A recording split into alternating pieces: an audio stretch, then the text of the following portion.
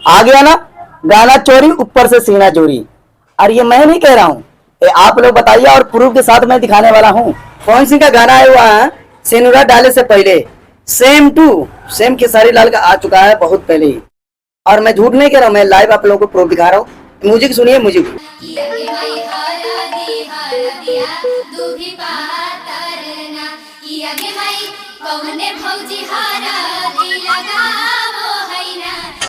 ये पवन सिंह का हो गया, अब खेसारी लाल का दिखा रहा हूँ।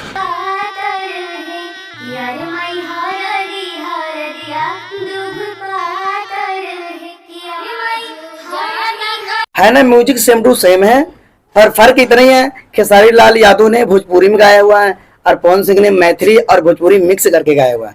तो है ना गाना चोरी, सबसे पहले किसने गाया? खेसारी लाल यादव ने, बाद में गाया पवन सिंह। अब करो राजन सिंह कुकुर, अब रिएक्शन बना। साले बहुत मार मारूंगा राजन सिंह कुकुर, साले अब नहीं बनाएगा ना, गैया जवान भी नहीं बनाएगा ना, राजन सिंह कुकुर बनाएगा ना, झांड जी बनाएगा ना, झांड जी एक्स्ट्रा बनाएगा, कोई नहीं बनाने वाला, सिर्फ मैं बनाऊंगा। हमारे चैनल को सपोर्ट कीजिए।